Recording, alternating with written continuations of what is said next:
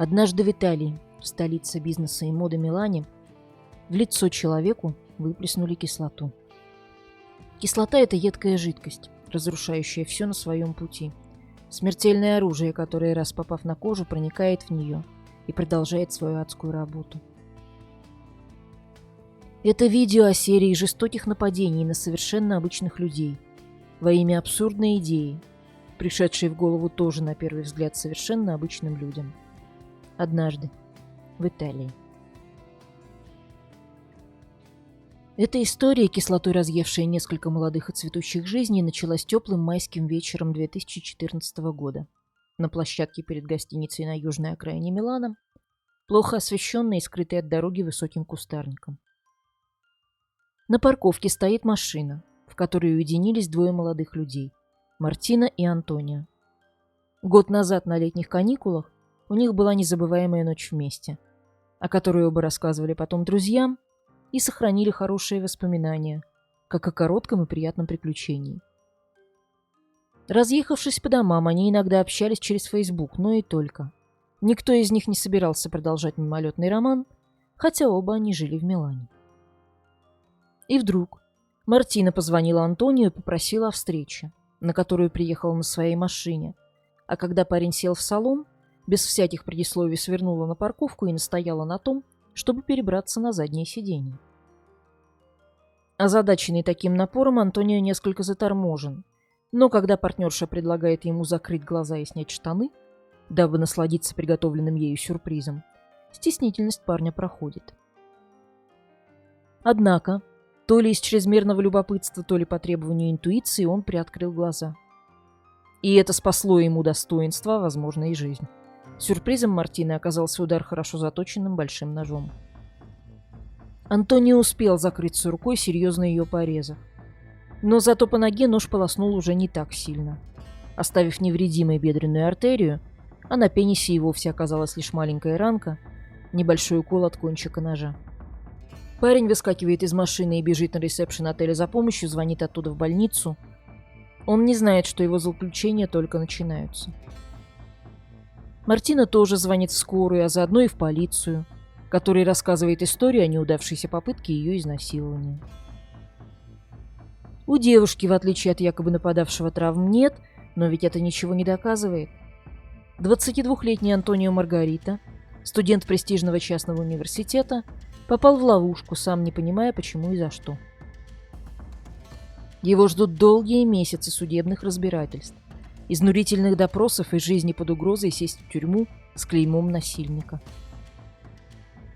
А еще его имя разлетится по всем газетам и теленовостям. Но не сейчас, а через несколько месяцев, когда окажется, что он лишь первая жертва пары, которую будут называть кислотной, и которая заляжет пока на дно, чтобы нанести свой следующий удар только в ноябре. 1 ноября 2014 года пришлось на субботу. Милан готовится к самой веселой ночи недели, готовится и 25-летний Стефано Сави. Он типичный миланский студент. Учится в университете на факультете бизнеса, подрабатывает пиар-менеджером в ночных клубах, молодой, успешный, перспективный. Высокий, симпатичный, умеет себя подать. Днем учеба, вечером работа. На выходных ужины, аперитивы, вечеринки, девушки. Самая обычная жизнь молодого миланца. План на 1 ноября ничем не отличается от любого другого. Поесть с друзьями в ресторане, а потом танцевать в клубе. В 5 утра Стефано развозит по домам друзей и, наконец, отправляется отдыхать сам. Он подъезжает к своим воротам, выходит из машины, чтобы открыть гараж. Все это он делает автоматически, лишь краем глаза заметив позади себя человека, который подбегает к нему и бросает в лицо какую-то жидкость. В лицо Стефано словно прилетела раскаленная волна. Он больше ничего не видит. Пробует оттолкнуть нападающего ногой, но того уже нет рядом. Стефано очень больно. Он вбегает в сад, судорожно рвет траву, пытается оттереть ее с лица разъедающую его адскую жижу. Он стучит в дверь, и ему открывает отец. Лицо сына дымится.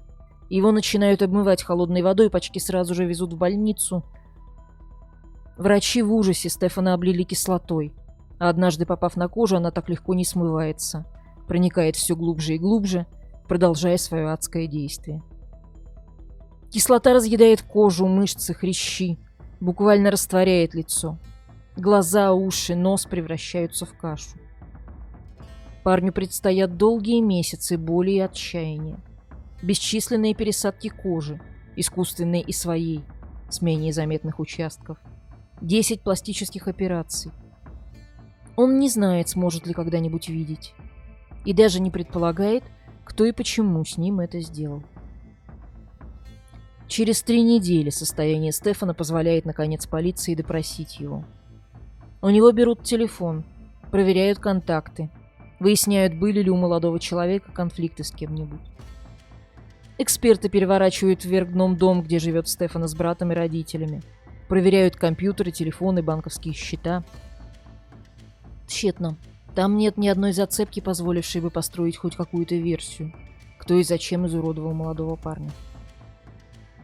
Перед полицейскими, адвокатами и даже своим отцом Стефано клянется, что у него никогда и ни с кем не возникало проблем. Его защитники разговаривали с ним едва ли не суровее прокуроров, ведь в большинстве таких случаев мотив – это месть за обиду. И очень сложно поверить в то, что у нападавшего не было совсем никаких причин ненавидеть парня. Допрашивают друзей Стефана, проверяют контакты его брата-близнеца Луки, который был тренером по боксу и, возможно, успел нажить себе врагов в зале. Но и эта ниточка никуда не приводит, у веселых и общительных парней нет и никогда не было врагов. Как сказала о них начальник полиции, без скелетов в шкафу и теней из прошлого. Всеми любимы, со всеми дружат, с прекрасными отношениями с родителями и жизнью, состоящей из мелочей, которой они вполне довольны. Они никогда никому не причиняли зла. Пока полиция делает свою работу, хирурги делают свою, пытаясь восстановить то, что еще возможно, и объяснить пациенту, что его лицо уже никогда не будет таким, как прежде. За 3 месяца Стефано перенес 15 хирургических вмешательств. Через 3 месяца его выписали, но операции по восстановлению продолжались еще на протяжении 4 лет. Из-за катастрофически ухудшившегося зрения ему стало очень трудно читать, и пришлось бросить институт. Дорогостоящие лекарства, болезненная лазерная терапия для удаления шрамов, не говоря уже о психологических проблемах, неизбежных, когда человек теряет лицо, которое привык видеть в зеркале.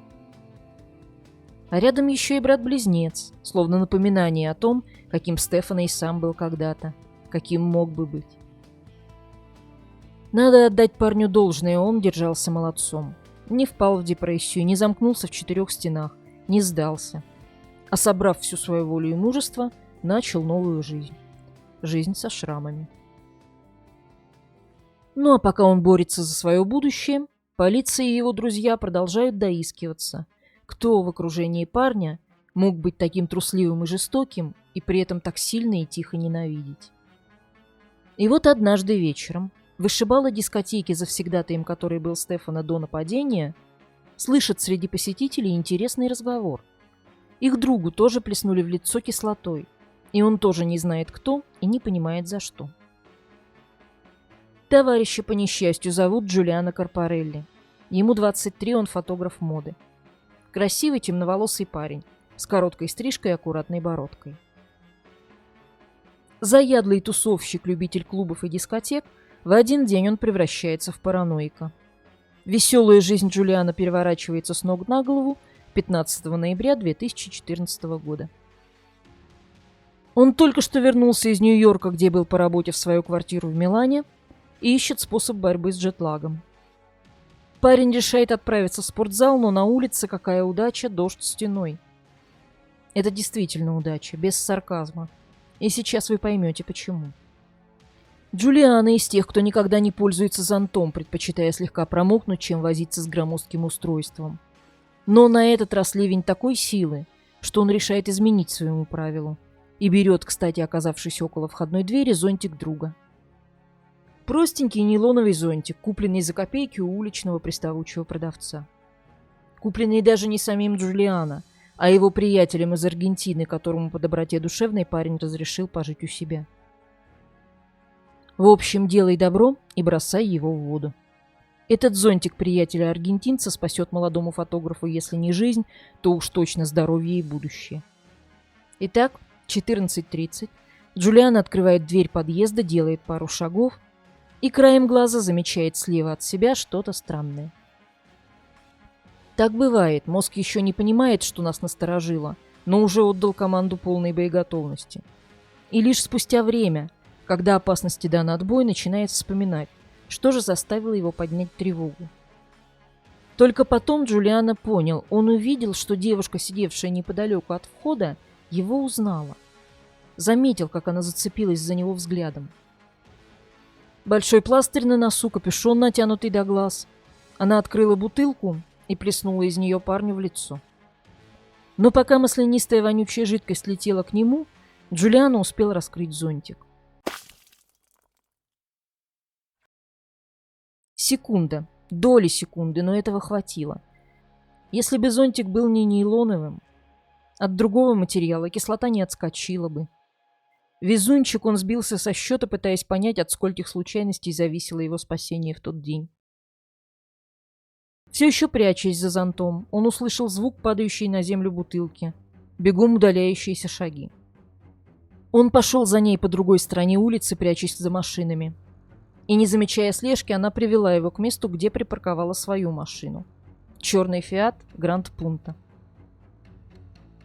Джулиано замечает номерной знак, но прежде всего хочет понять, что эта девушка имеет против него. Он подходит к машине, и незнакомка достает перцовый баллончик и прыскает преследователю прямо в лицо. Джулиано вынимает из кармана телефон, начинает снимать. И не слышит за спиной звук другого спрея. Девушка не одна, ей на помощь пришел мужчина. Высокий, 1,90 м, крепкий.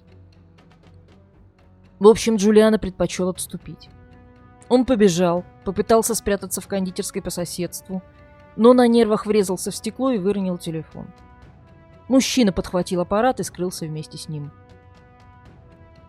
Мокрый, ничего не понимающий Джулиано вернулся домой и вызвал полицию. Но когда те приехали, не было уже не только нападавших, но и контейнера из-под кислоты. Тем не менее, полицейские взяли у парня показания, записали номер машины, увы, он назвал его с ошибкой, и пообещали держать пострадавшего в курсе. А Джулиано остался раздумывать, что произошло. И почему двое, кого он не знает и даже, кажется, никогда не видел, его преследуют. Не особо надеясь на правоохранителей, он начинает собственное расследование. Фармацевт, аптека которого была прямо рядом при входе в дом Джулиано, рассказал ему, что девушка ждала под дождем около 3 часов. Естественно, спокойствие это сообщение парню не добавляет. Теперь он по-настоящему напуган и боится оставаться один. Вместе с друзьями он пытается разбираться в ситуации и вспоминает, что несколько месяцев назад он начал получать странные звонки, якобы от помощницы судьи. Девушка на другом конце телефона спрашивала, по какому адресу она может отправить заказное письмо. Джулиано, как ответственный и добропорядочный гражданин, оттарабанил ей свои координаты и, мало того, сообщил, когда его можно будет застать дома. Естественно, никаких писем он так и не получил, но каким образом злоумышленники нашли его дом, стало понятней. А еще стало страшнее. Похоже, взялись за фотографа они не на шутку. А тот даже не понимает, чем заслужил такое внимание. Он оставил свою квартиру, ночевал у друзей. Каждый раз в разных местах. Но и тут сон не шел. Парень просто не знал, можно ли хоть кому-то доверять. Бессонные ночи, гадания на кофейной гуще. Откуда эта ненависть? Не нанял ли этих двоих кто-то третий? А главное, как и когда они вернутся, чтобы завершить начатое? Джулиано боится. Он старается как можно меньше бывать вне дома, избегает поворотов за угол, не пользуется лифтами, шарахается от незнакомцев. Еще вчера беззаботный и разбитной, теперь он прекрасно понимает, что такое депрессия и паранойя. Скитаясь по диванам приятелей, он просит соседей и консьержку, чтобы те посматривали, нет ли кого подозрительного вокруг дома. И соседи посматривают и замечают. 2 человека, мужчина и женщина, явно в париках, он с накладными усами. Ждут кого-то в машине рядом с домом сутками напролет. Они даже звонят в полицию и предупреждают Джулиана, чтобы тот не вздумал вернуться. Но загадочная машина отъезжает, как только появляется полицейская мигалка, а молодой фотограф впадает в полную панику. Он уже обзвонил всех своих подружек, бывших и нынешних, и каждый задал вопрос, все ли в порядке, не держит ли та на него зла. Ничего. По крайней мере, ни одна не созналась. Через 10 дней преследователи меняют тактику. Они звонят Джулиану и сообщают, что на его имя пришла посылка, которую нужно забрать в курьерской службе.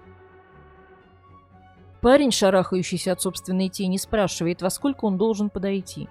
И те отвечают, что вообще-то работают до 17:30, но, если надо, могут и подождать. История итальянской курьерской службы не знает случаев, чтобы доставщики дожидались получателей посылок.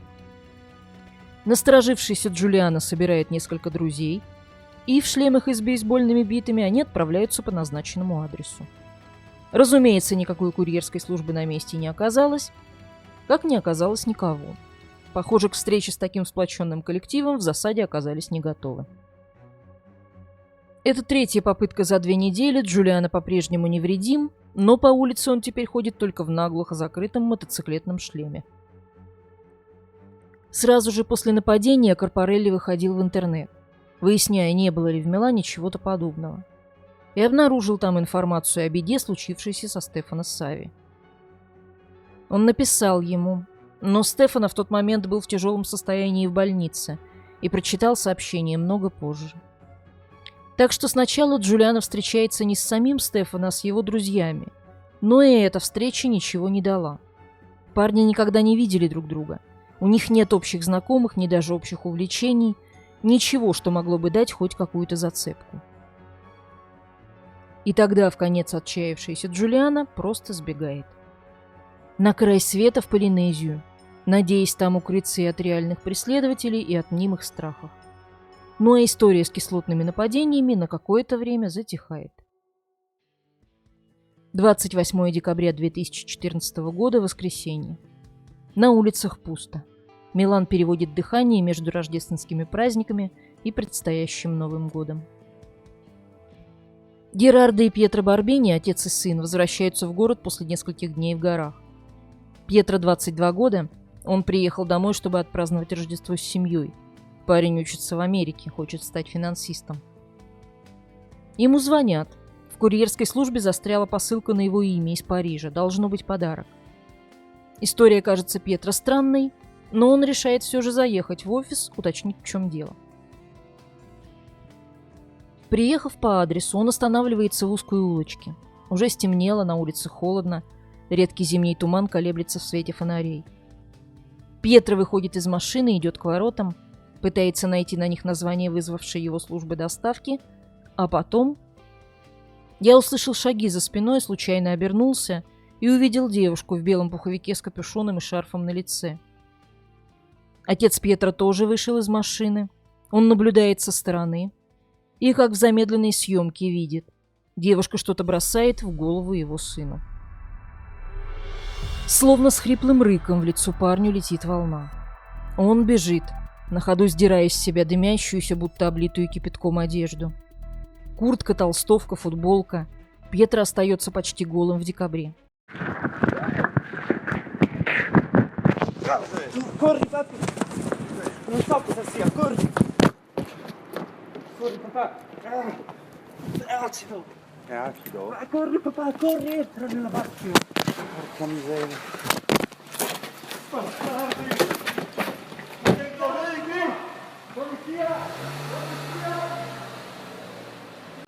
«Беги, папа, не знаю, что это».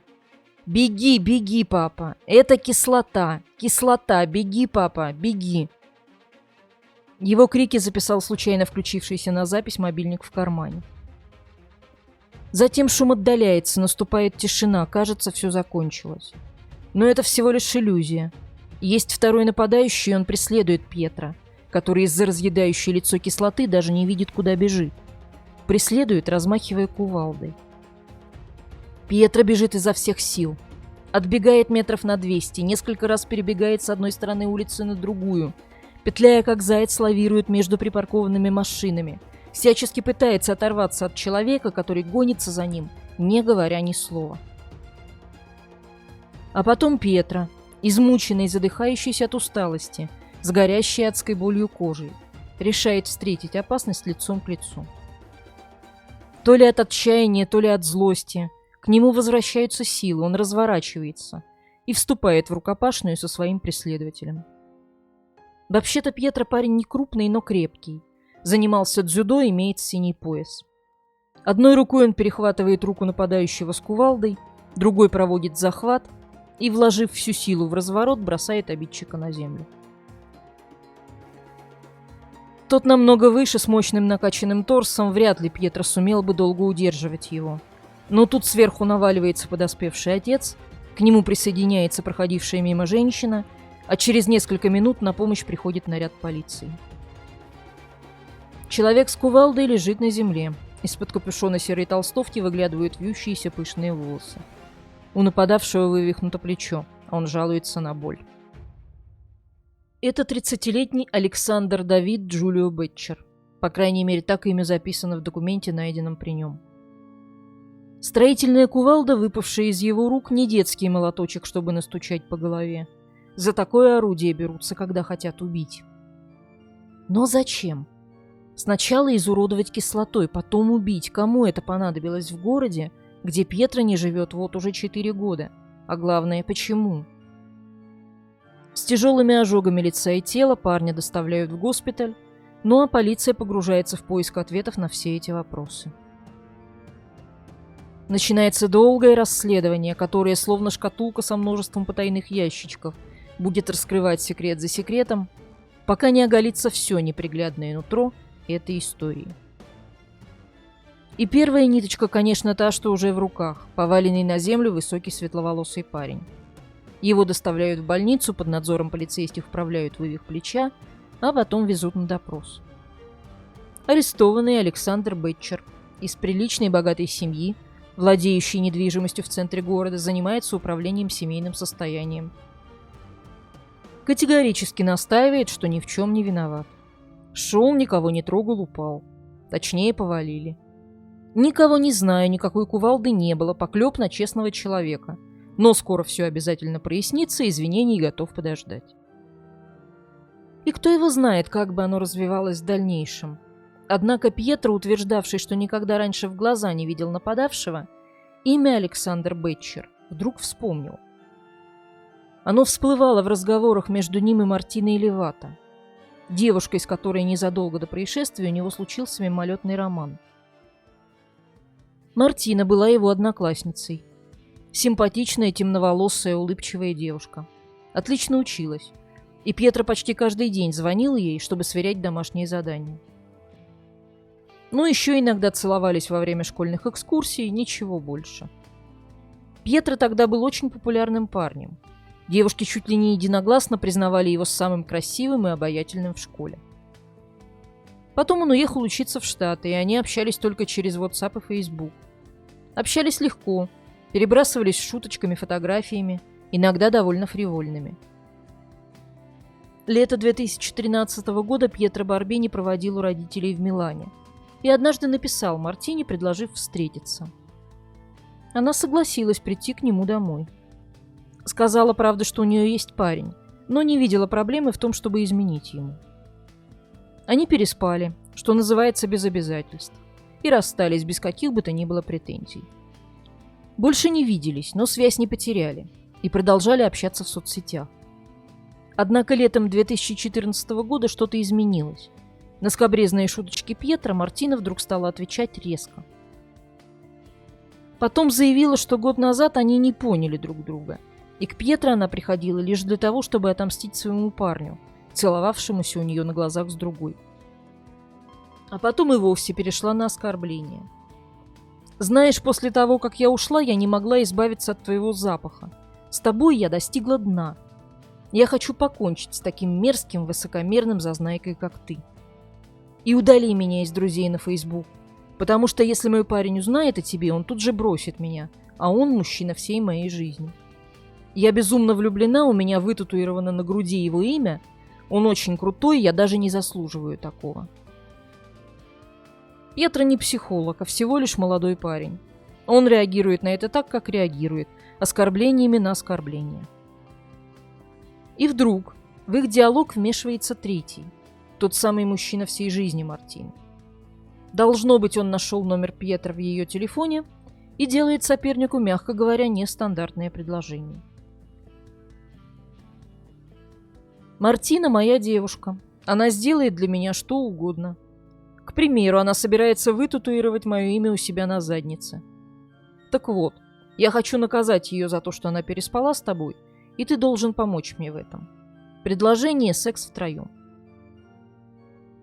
Скриншот этого чата Пьетро пересылает Мартине. Такие отношения кажутся ему дикостью. И он даже предлагает девушке помощь, но та и слышать ничего не хочет.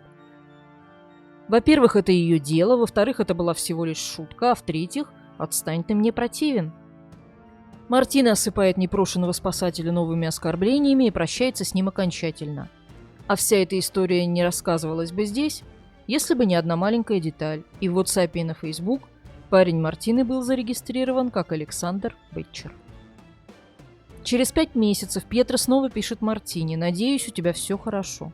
Мне жаль, как все повернулось». Она не отвечает. Парень поздравляет ее с Рождеством, снова тишина. Через 3 дня он получает в лицо поток кислоты. А спустя какое-то время вспоминает таки, где же он слышал именно подавшего. Для того, чтобы круг замкнулся, остается совсем немного. И вот оно. Отец Пьетро, придя в полицию дать показания, случайно сталкивается там с девушкой, которая, он уверен, плеснула едкую жидкость в лицо его сыну. Злоумышленницу арестовывают, и вряд ли для вас это станет неожиданностью. Ею оказывается та самая Мартина Левато. Девочка из хорошей семьи, закончившая престижную школу и продолжающая обучение в частном университете на факультете экономики. Крепко стоит ногами на земле, нацелена на карьеру и намерена занять достойное положение в обществе. Большинство ее сокурсников – отпрыски богатых буржуазных семей, но Мартина из другой среды. В отличие от того же Пьетро, ей не все досталось при рождении. Отец и мать – простые преподаватели. Живут не в центре Милана, а за городом. И образование дочери – главная статья семейных расходов.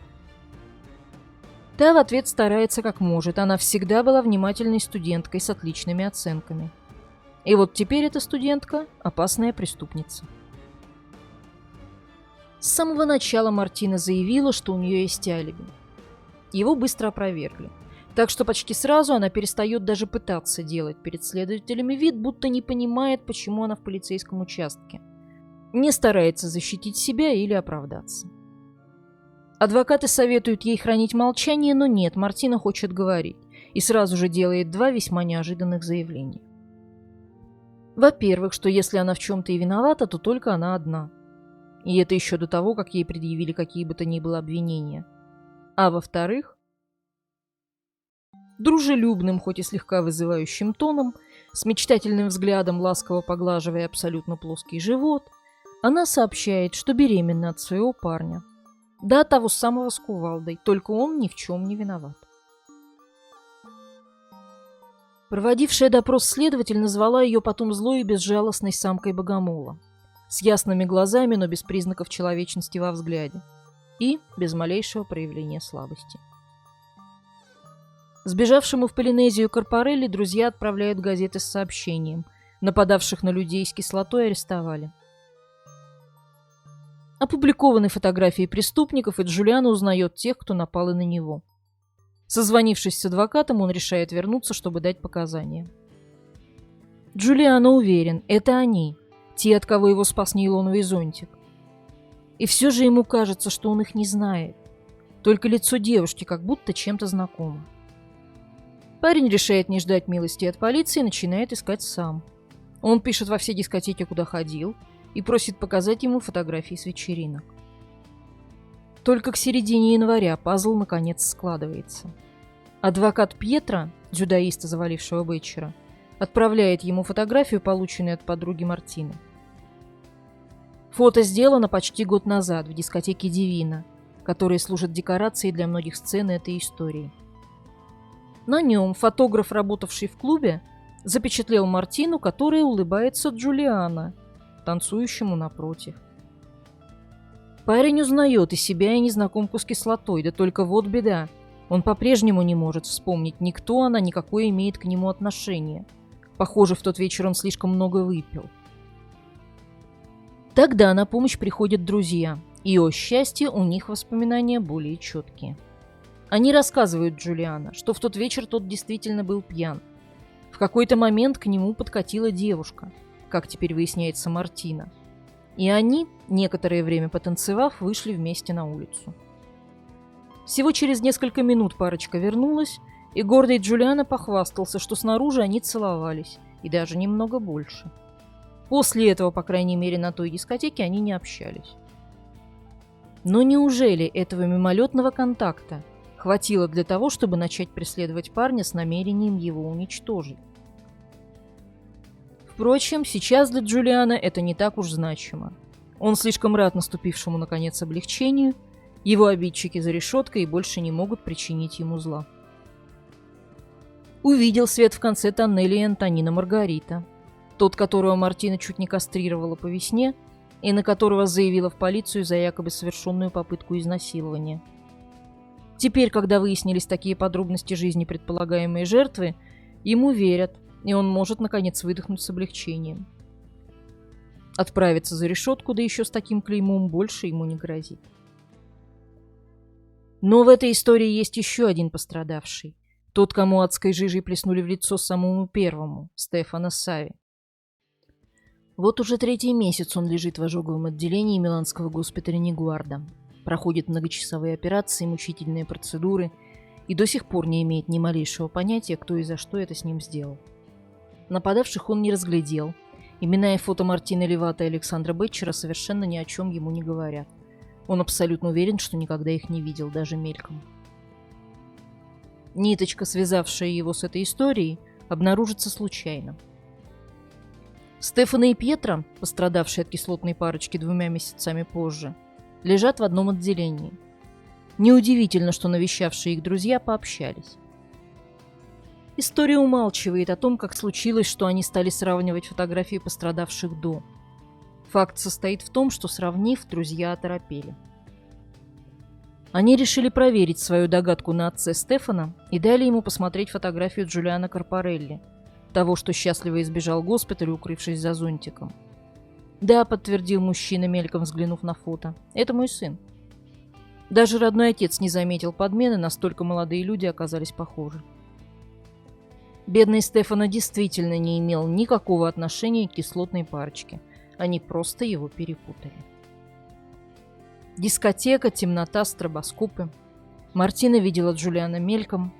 Тут даже и без такого поразительного сходства легко ошибиться. Они и ошиблись. Неделями разыскивая по миланским клубам того, с кем Мартина по пьяни целовалась, они наткнулись на Стефано и решили, что это он и есть. Расследование со временем подтвердит ужас этой догадки. Стефано Сави был изуродован по недоразумению. Те, кто испортил ему жизнь, даже не знали его. Потом они поняли свою ошибку, продолжили поиски, нашли-таки настоящую цель, начали преследовать уже ее. Когда Стефано узнал об этом, он разрыдался. Парень просто оказался не в то время, не в том месте. На нем не только не было абсолютно никакой вины, не было даже никакой связи между ним и навсегда искалечившими его людьми. Это известие не далось легко и Джулиано. Узнав о Голгофе, через которую проходит человек, вся вина которого состоит в том, что он оказался на него, Джулиано, похожим, он долго мучился с чувством вины. И до сих пор думает, чем ему придется расплатиться за то невероятное везение, выпавшее на его долю за счет другого. Не придется ли и ему когда-то заплатить ни за что в чью-то пользу? Но если так или иначе для пострадавших в этой истории парней в ней наконец поставлена точка, то для Алекса и Мартины все только начинается. Как уже говорилось, в самом начале при аресте, когда речь шла еще только об одном преступлении в отношении Пьетро Барбини, Мартина заявила, что у нее есть алиби. Дескать, в момент, когда парня обливали кислотой, она была у своего приятеля. Приятеля, которого зовут Андреа Маньяни, тут же допросили. Он рассказал, что утром проводил в аэропорт свою жену Юлию, гражданку Белоруссии, которая улетала в Москву. Потом вернулся домой и лег в постель, так как у него разболелась спина. Около 18:30 в домофон позвонила Мартина. Она была очень взволнована и искала Алекса Бетчера, общего друга. Мартина оставалась у Андреа пару часов. Они пытались дозвониться Александру, но он не ответил. Этот рассказ не подтверждает алиби Мартины. Нападение на Пьетро Барбини произошло раньше. Но пока парень рассказывает, полицейские замечают у него на руках странные следы, очень похожие на химические ожоги. Из свидетеля Андреа мгновенно превращается в подозреваемого, и следователи начинают выяснять, что же связывает его с кислотной парой. Андреа Маньяни, 32 года, родился и живет в Милане. Работает в крупном банке и уже несколько лет женат на Юлии. Спокойный человек, замкнутый настолько, что это граничит с неуверенностью в себе. В последнее время одержим физической формой, и именно на тренировках они познакомились и подружились с Александром Бетчером. Впрочем, слово «дружба» вряд ли применимо к их реальным отношениям. Скорее, это власть одного и подчинение другого. У Александра точеное телосложение, широкие плечи и вес-пресс в кубиках. Он настоящий эксперт в фитнесе. Так что сначала Бетчер стал для Маньяни чем-то вроде персонального тренера. Алекс давал ему советы по питанию, по последовательности и времени тренировок. Он был сторонником экстремальных нагрузок, и они часто тренировались в парке по ночам, даже под дождем. Под чутким руководством Алекса Андреа сбросил вес со 120 до 70 килограмм и очень доволен достигнутыми результатами. Андреа все больше доверяет Александру. На первый взгляд поверхностная дружба становится для одиночки Андреа очень важной. Еще больше они сблизились после ночи 19 мая 2014 года, когда Мартину привезли в больницу после предполагаемой попытки изнасилования со стороны Антонио Маргарита, которого она пыталась кастрировать. В тот вечер Бетчер попросил Андреа приехать. Тогда они и познакомились с Мартиной. Андреа ждет указаний несколько часов до глубокой ночи. Потом, наконец дождавшись, помогает отогнать машину Мартины. После этого они нередко тренируются втроем. Мартина тоже хочет похудеть, так как любимый недоволен ее внешним видом. Кроме обычных тренировок, Алекс учит их боксировать. Это нравится всем троим. Одному по душе командовать, другому тренироваться под его командованием. Третий и вовсе согласится на что угодно, если ее парень скомандует. Так за несколько месяцев Андреа входит в очень ограниченный круг людей, приближенных к Александру Бетчеру и Мартине Левато. Хотя они, кажется, не очень-то дорожат его присутствием.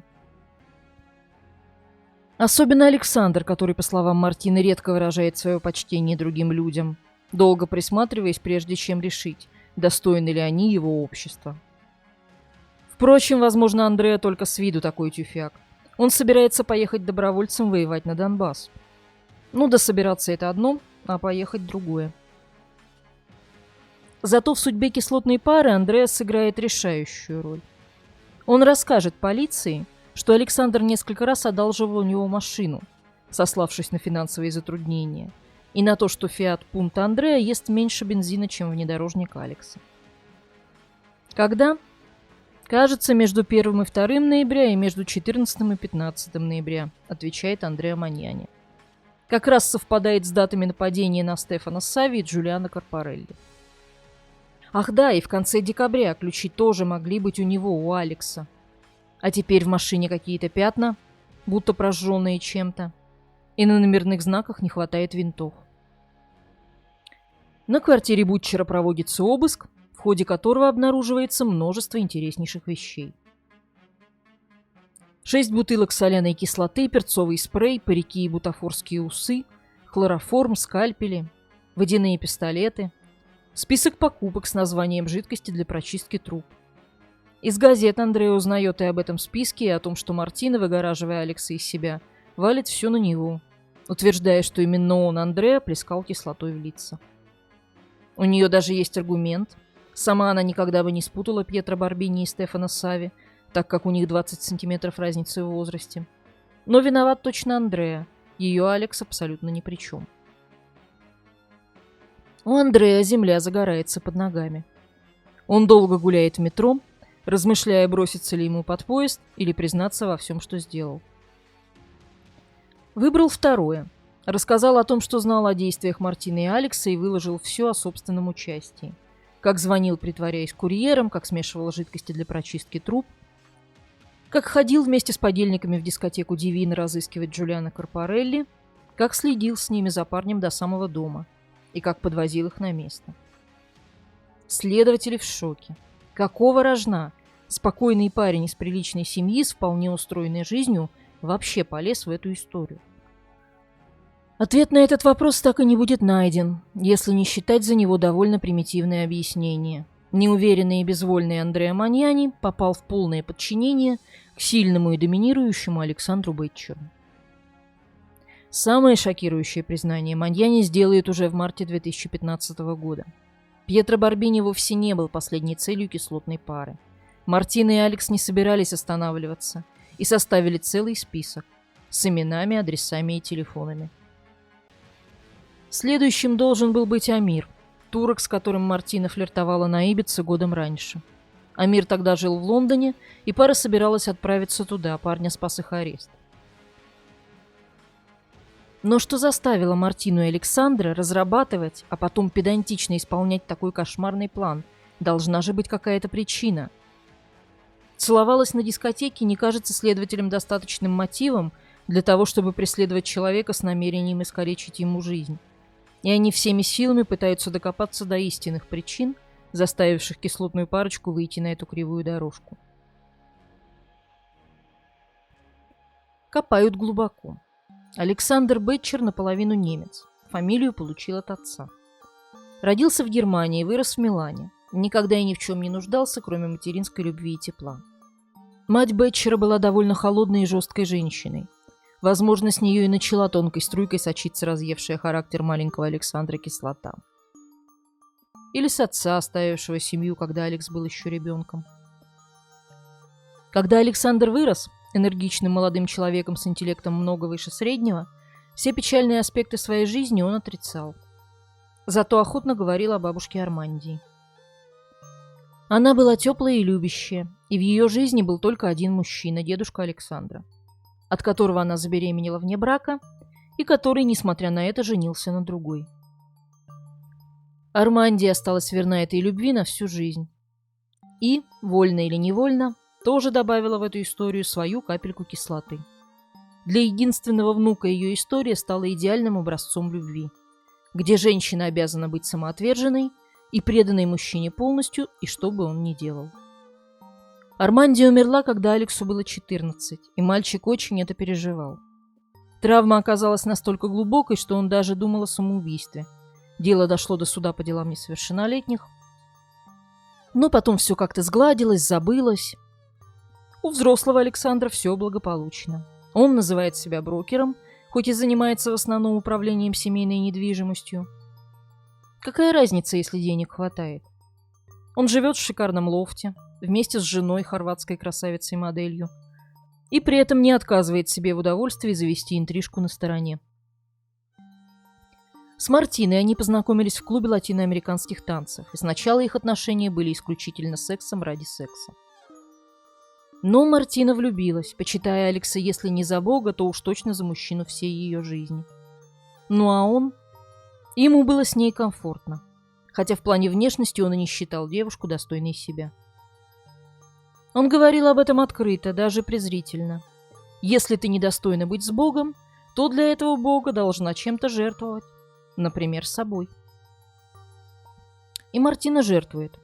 Впрочем, не только. Она нашла в Александре сильную фигуру, компенсирующую ущербность, которую девушка ощущала, будучи из семьи достаточно скромного достатка среди куда более богатых одноклассников. Ну а Александр, состоятельный, красивый, успешный, сильный, доминантный, идеально подходит, чтобы отыграться за это неравенство, как бы поднявшись до его уровня. Они нашли друг друга, подошли как ключ к замку. Он нарцисс и эксгибиционист, она пытающаяся раствориться в нем девочка с признаками пограничного расстройства. Слились в кислоту. С другой стороны, мир полон людей, которые носят в себе страдания. Каждый человек живет со своими глубокими ранами. И все мы, кто-то больше, кто-то меньше, бессознательно ищем в других утешение и лекарства для своей боли. Проблемы приходят, когда такие ключи и замки начинают подпитывать друг друга навязчивыми и болезненными идеями. Психиатры утверждают, что движущей силой этой пары было именно их взаимодействие. Друг без друга ни один из них никогда не зашел бы настолько далеко. Все началось с татуировок. Не тех, что наносятся с помощью специальных красок, а тех, что вырезают на коже скальпелем, оставляя узор из неглубоких, но хорошо видимых шрамов. Эта техника еще называется скарификация или шрамирование. Друзья Мартины заметили у нее на правой щеке маленькую вырезанную букву «А», словно клеймо, выжженное на коже. Их подруга рассказала, что Алекс приглашал ее поучаствовать в наказании Мартины за какую-то провинность, и было ясно обозначено, что это будет секс втроем. Девушка отказалась, потом получила письмо с угрозами от неизвестного отправителя. Но самые шокирующие детали следователи обнаружили на видео с компьютера Бетчера, который удалось взломать, несмотря на то, что тот не дал паролей. Множество видео, рассказывающих о, мягко говоря, нестандартных отношениях этой пары. Вот Александр без наркоза вырезает большую букву «А» на бедре у Мартины. Девушка стонет, говорит, что больше не выдержит, но работа продолжается. Еще немножко, скоро все закончится, потерпи. Он не жесток с ней, эти пытки достаются девушке как дар, потому что она избранная. Вот здесь в бутылке его моча. Это моча Бога, поэтому ее нужно выпить. А вот это нужно съесть, это тоже от твоего Бога, Мартина. И да, ты правильно догадалась, это не шоколад. Еще он учил ее избавляться от эмпатии. Прежде чем перейти на людей, тренировал на курах. Сворачивать шеи слишком просто, Александр убивал несчастных птиц, отрывая им головы. С удовольствием показывая отчаянно бьющее крыльями тело в камеру. Снимая все это на видео, сохраняя ролик в телефоне, перекачивая на компьютер. Александр – абсолютный монарх, Мартина – его избранная рабыня.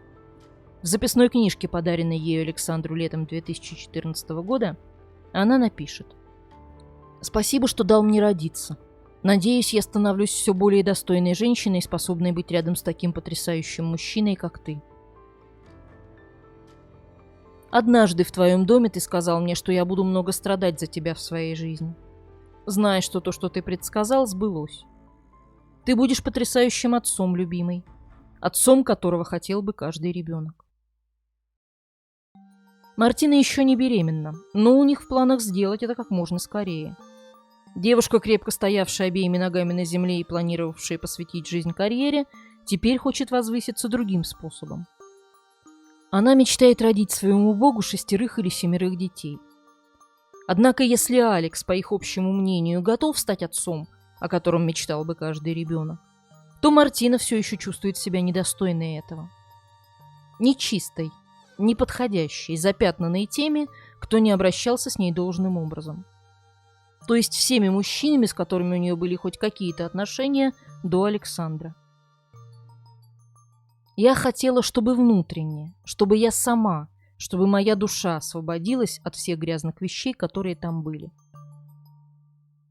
А потом Мартина забеременела. Но она слишком грязна для того, чтобы стать матерью ребенку Бога. Механика безумия запущена и начинает набирать обороты. Бред запятнанности души девушки рождает идею ее очищения с помощью нападений на тела загрязнителей. Пара все больше замыкается в себе, две больные психики все глубже погружаются в лихорадочные раздумья, и постепенно бредовая идея превращается в преступный план. Кислота кажется им идеальной. Что лучше, чем кислота, смоет прошлое Мартины? Что еще уничтожит лица всех тех, о ком она должна забыть? К тому же, чтобы плеснуть человеку в лицо кислотой, не нужно ни силы, ни смелости. Раз — будто водой из детского ведерка жарким летним днем на пляже. И все. Дымящими струями с Мартины сползет видимая только им двоим грязь, и она станет достойной того, чтобы быть идеальной матерью идеального ребенка. Ребенка Бога.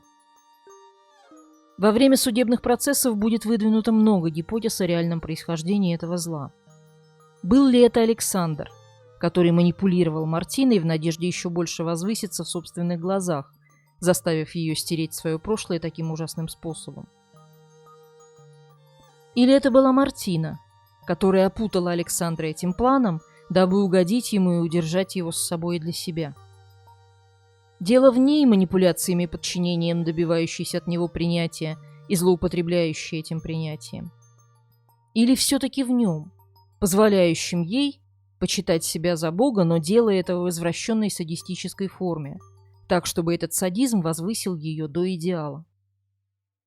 Кто в этих отношениях был жертвой, а кто палачом? И была ли жертва, в свою очередь, такой уж невинной овечкой?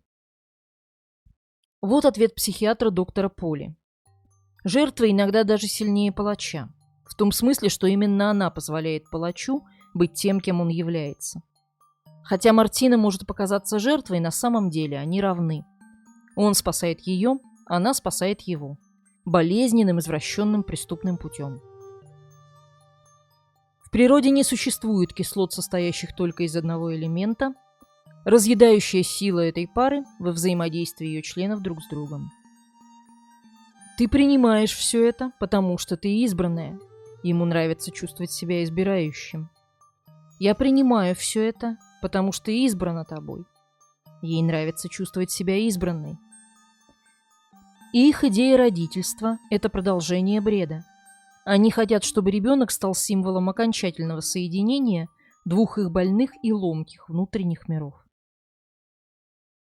И вот беременность Мартины запускает начало кислотных очистительных процедур. Не просто повреждающих, а полностью уничтожающих индивидуальность, стирающих черты лица. После суда над кислотной парой парламент Италии включил в Уголовный кодекс новую статью «Убийство личности», признав тяжелейшим преступлением ущерб лицу человека, искажающий его до неузнаваемости. Два человека, Стефано Сави и Пьетро Барбини, стали жертвами этого убийства личности.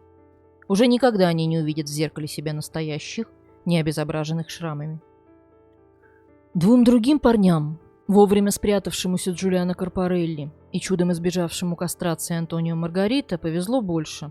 Но кто может сказать, что их личность не пострадала за месяцы страха, унижения и неопределенности? Кислота безумия покалечила и самих нападавших.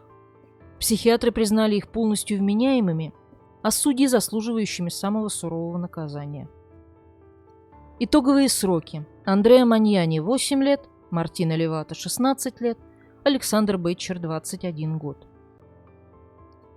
К сожалению, на этом действие кислоты не закончилось. У Мартины отобрали ребенка.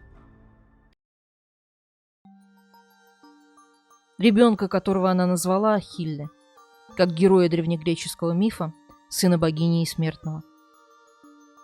Он появился на свет в праздник Феррагоста 15 августа, когда город был пуст, а все, кто мог, разъехались в отпуска. Появился сиротой. Мартина рожала, оглушенная мощными успокоительными, ничего не соображая. Малыша, здорового и, как говорят, красивого, забрали сразу же. По одним источникам взглянуть на него матери не дали, по другим на 2 минуты положили ей на грудь и только потом унесли. В любом случае, роженица была не в состоянии запомнить что-либо, кроме сказанной принимавшим роды врачом фразы «Вашего ребенка суд передал на немедленное усыновление». Она восприняла это как страшный удар. Мартина хотела стать матерью.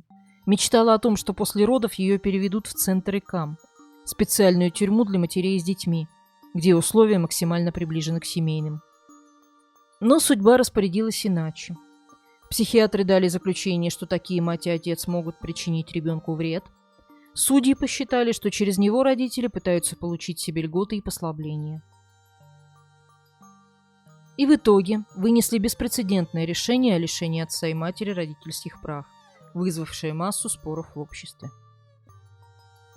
Одни говорили, что такого наказания не существует в Уголовном кодексе, другие, что Мартина его не заслуживает, третьи, что нужно быть последовательными и тогда уж отбирать потомство и у других матерей-преступниц, особенно у тех, что навредили детям.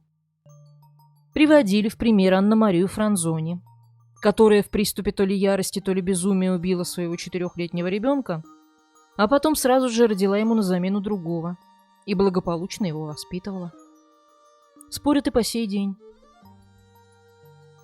У этой длинной истории нет конца.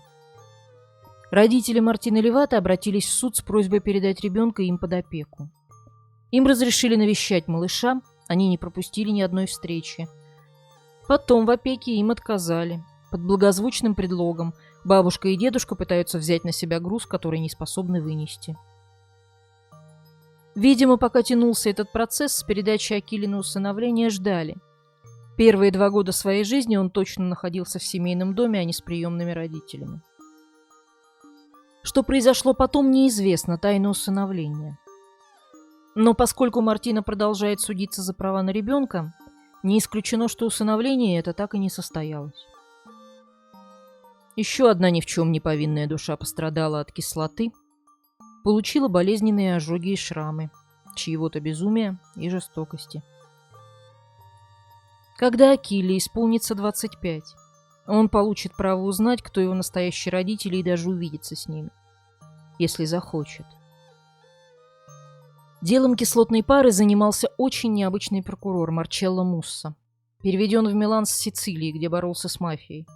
Одинокий мужчина без семьи и детей, въедливый и грубоватый, но в душе при этом очень человечный.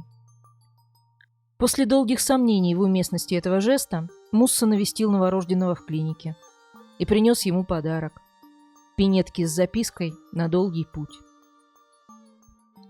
Во время процесса над парой он начал получать записки с угрозами на ломаном итальянском языке. «Будь осторожен, кислота есть и для тебя». 15 августа 2019, ровно через 4 года после рождения ребенка, Марчелло Мусса погиб. Его среди бела дня сбил автомобиль. Многие считают обстоятельства смерти подозрительными, но официально ее причиной объявлен несчастный случай. Еще один шрам в этой истории. Истории тяжелых отношений, которые переросли в союз зла, в кислоту, разъедающую все вокруг себя. Истории травм, боли и разрушений, физических и душевных. Кто знает, возможно, Акиле, которому сейчас уже 10 лет, хранит подарок прокурора. И хочется верить, что если не сам прокурор, то хотя бы тонкая мягкая подошва этих пинеток убережет ноги мальчика от разъедающей кислоты. На весь долгий путь. Однажды в Италии.